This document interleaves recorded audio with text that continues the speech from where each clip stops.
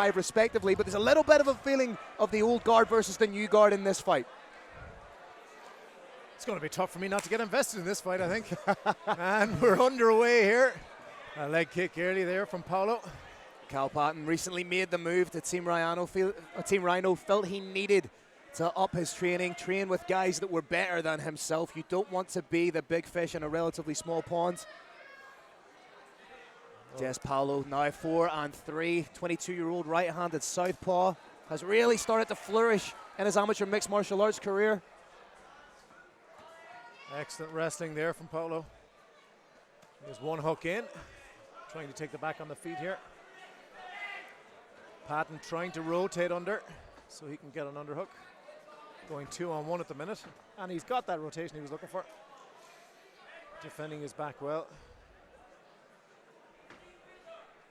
A whizzer attack here from, oh, nice reversal there from Patton. Nice work from Patton to get that reversal. Now pressure Paulo against the cage. Well, a real hallmark of Paulo's fighting style is his calmness under pressure. Doesn't exert any unnecessary energy. Is acutely aware of the positions and just waits. Very much like a cobra ready to strike. Waits for those little pockets of space. Beautiful lateral drop. That's exactly what I was talking about, Mark. Just waits for those little moments to strike. That was an excellent reversal there. Being warned by the referee is Patton not to pull on the cage. Can Paulo advance his position or create some posture so he can do some damage? Well, he knows what he's doing here. Recently received his BJJ blue belt under Marius Domisat, so that's as legit as a blue belt comes. And just again taking his time, solidifying the position, no wasted energy. And Patton using those grapevines to try and keep his posture broken, which is working so far. The problem is that ties up Patton's legs to work his own jiu-jitsu.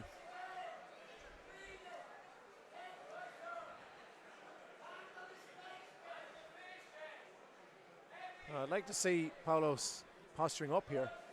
Yeah, perhaps sit back on the heels a little bit, give himself the range to land those strikes. But when I first spoke, there was nothing holding him down. No, Patton has replaced the arm over the top. But you can see Patton he was trying for bicep control, to wrist control, to make something happen. He's doing a good job of swimming his own hands in to try and establish that control. But Jess Paulo very, very strong in these positions.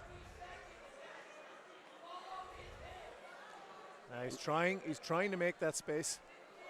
Paulo really showed off his ground skills and his wrestling skills in his last fight against Cameron Clements. That was back in July of this year, and showing that he's not just a striker coming out of Sanda, he's a very well-rounded mixed martial artist. So Patton did well nullifying Paulo there.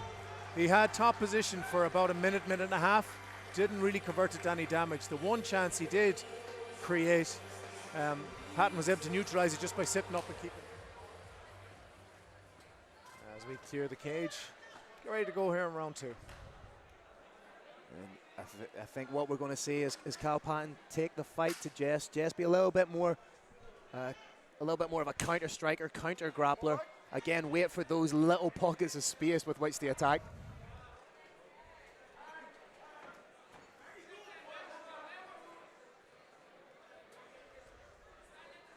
Oh, tried to hit the switch kick. It was nicely timed. It just didn't convert this time. And Patton has followed into. Nice back take from Patton. That was some slick grappling there. Paulo doing the right thing, reaches over to try and establish that whizzer. And it's worked for him. He's been able to get out of trouble there, but not able to stop the takedown, but he has reversed it. That's beautiful scrambling work from Paulo. Great wrestling there. But again, Patton ends up on the back. Oh, an excellent exchange here from these two fighters. These young men may as well work on Wall Street. Why, Mark? Because they are trading. Yes, they are. Patton now just trying to take the sting out of it a little bit and establish the position. Slow things down to his tempo. Has one hook in. May try and get those underhooks to try and push Paulo forward and get that second hook in. Paulo is very compacted when he was very compact. Now he's opened up, and that should allow him to rotate to the side if that's his want. Paulo staying calm in these positions. Yes, very Turns well in done. beautifully. Now inside the close guard of Patton. That was a very nicely timed rotation there to escape the back. And if you are a fan of the grappling in MMA, ladies and gentlemen, you are welcome. Because here it is. Patton sitting up now, possibly thinking about a pancake flip or a scissor sweep. Paulo evaded both and now is on the back. Has Can he get a hook? One hook in, trying to get underneath that chin. Can't quite see if he's not underneath the chin here, but could parlay it into a face bar. Or take the mount. Has that stock in just to maintain position. Dominant position here.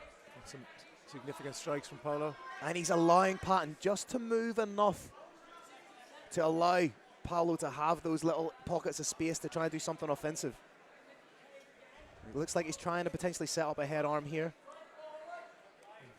but needs to pass the guard in order to do so. Patton wise to it. Yeah, and Patton trying to set up a sweep of his own. He has one butterfly hook looking for a home. If he tries to hit a bump sweep on this side, he's impeded by the cage. He needs to switch to his right-hand side. Again, bicep control. Space. Yeah, working on that bicep, trying to create an option.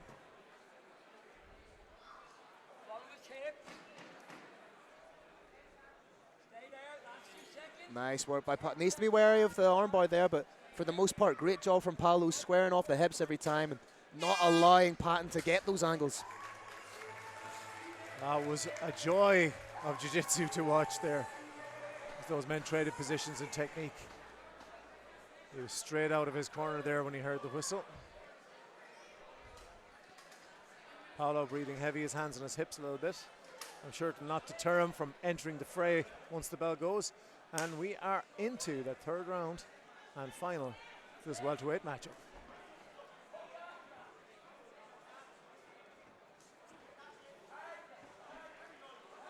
Patton trying to work the striking a little bit more than he has done in the first and second rounds. Again, Paulo using that front kick beautifully to maintain distance. Oh, a little bit of a slip there. Can Patton capitalize on it?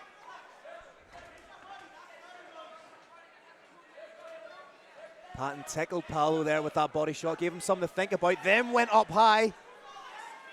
Patton looking very good in this third round so far. He's landed a lot of significant strikes, and the round is just underway. Changing up his levels beautifully, attacking the body, attacking the head. And the response so far from Paulo has been with his feet, trying to preserve distance with the kicks.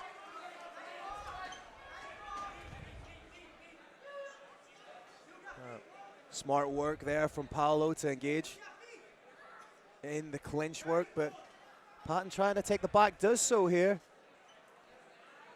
Paulo trying to get in on that figure four grip. I would love to see Patton disengage because he was doing so well with the striking. Yeah, it was working for him. He was landing a lot more damage than he had on the previous rounds. Now he's still in control here. Yep. So you can see his argument too. I agree, I'd like to see him disengage. Great thing about that Kimura grip is it doesn't necessarily need to be used for the submission. It can be used as a means of reversing position, threatening a transition.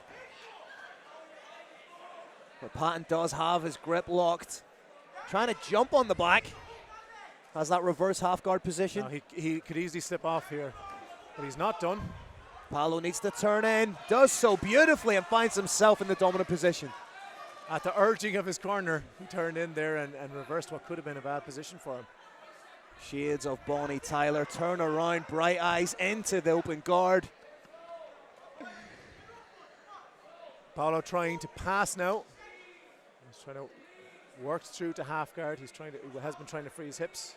And if you're Jess Paulo here, you don't need to do anything extravagant. You don't need to do anything extreme. Oh, triangle attempt here from. He's holding on to the cage. Referee didn't see it. A little bit cheeky from Patton. He's put himself in a suboptimal position all the same. And there, he can stand now at that point if he wants to rotate.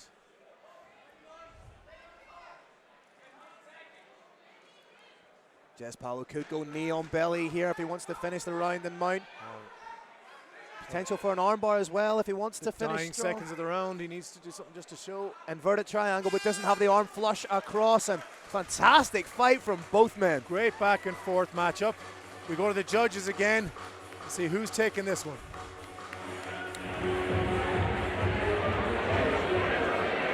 Ladies and gentlemen, all three judges scored about 20